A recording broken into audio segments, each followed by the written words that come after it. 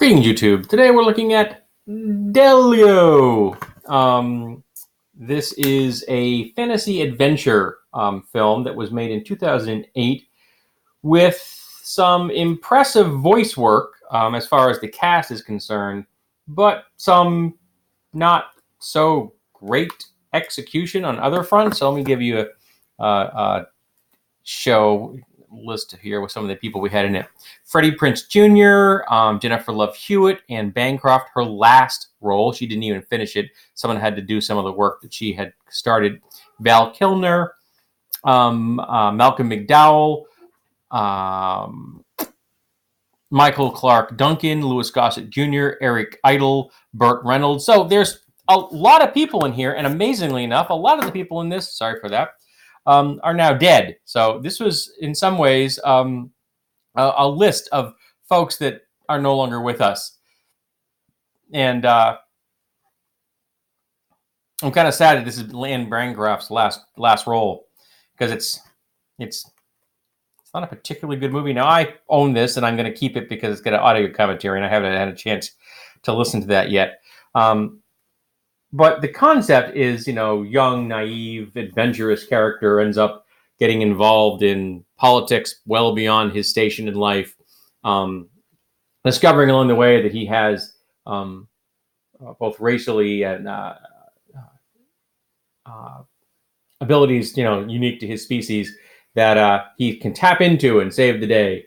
So there's a whole lot of Star Wars in this in some ways, because the Force is with you. In this case, it's the ability to manipulate stones, which is a species power that some of his fellow citizens possess if they train in them. So this whole martial arts wushu thing going on, Jedi Knights, that kind of stuff. Now, the political structure is such that there were two different cultures, Lochni and Norin, I believe what they're called. And the Norin lived in a location that it's not 100% explained why became unlivable. So for them they need to find a new place to live. So they essentially colonized the Lochni. And when the Lochni said, nah, you can't have any more land, we've given you enough already, then the Norin decided, hey, we're just going to, murder and take your stuff anyway, which they did. Including our main characters, Delgo's parents. They killed them, and he was raised by one of the Jedi priests to become a master of the ability to manipulate stones, which he doesn't really master a whole lot. And you actually don't get to see him do too much with it till near the end of the film. I think that the growth arc was a little shallow in that. They didn't show enough of it in my book. It's like he was like, well, there it goes, and now he figured out how to use it. But you could say that stress and things like that, it kicked it in. There's a romance between, of course, our main character and a member of the other species, the Norin. There's a war going on near the end of the film that was developed through the machinations of Norin nobles. They want a war. They want to wipe out the Lochni because they consider them barbarians. And they want their land. My biggest problem with this, besides the not good writing, the people did the best they could with what they had, was that the Norin are winged people.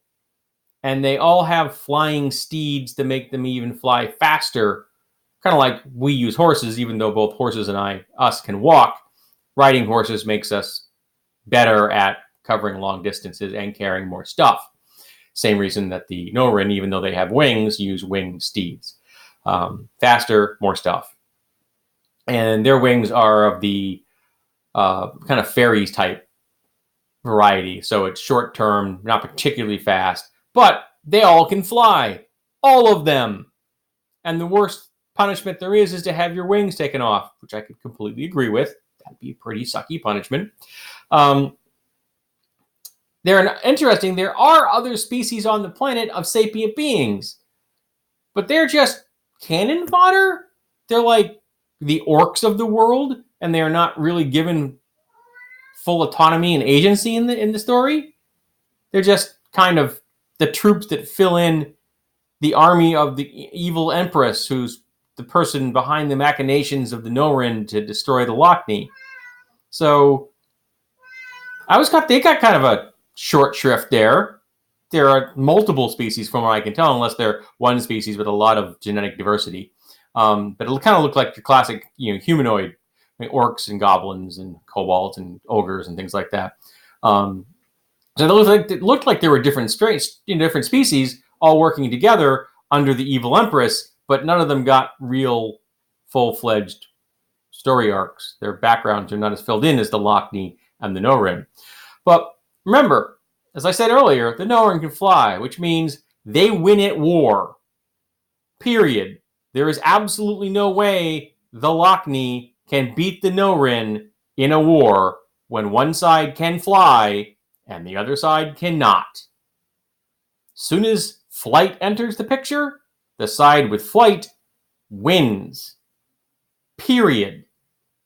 Because you can drop bombs on people without putting yourself at risk.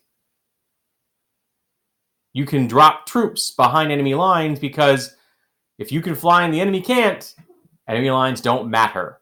You can get anywhere. You can attack soft targets. You can attack hard targets. You can put troops any place you want. The enemy can't stop you. You win.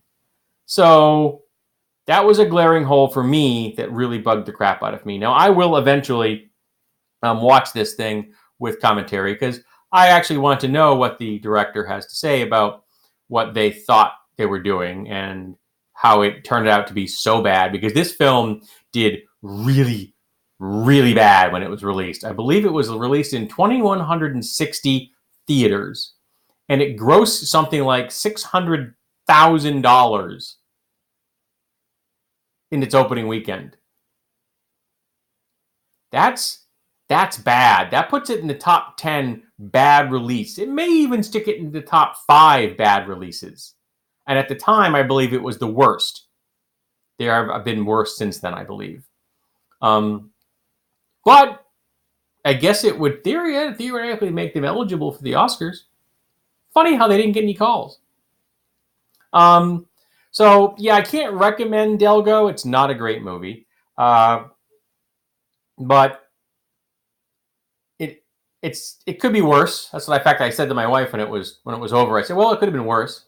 And it was interesting to get to see like Eric Idle being Eric Idle. And I'd be interesting to know if he helped write some of his dialogue, because it sounded very Eric Idle-like. Not just the delivery and stuff, but the actual structure sounded very much like something Eric Idle would have written back in the Monty Python days. So I'd be intrigued to see if he had been involved in writing his own dialogue, or he did some ad-lib stuff, because it really sounded like him. Not just the words, but the writing itself.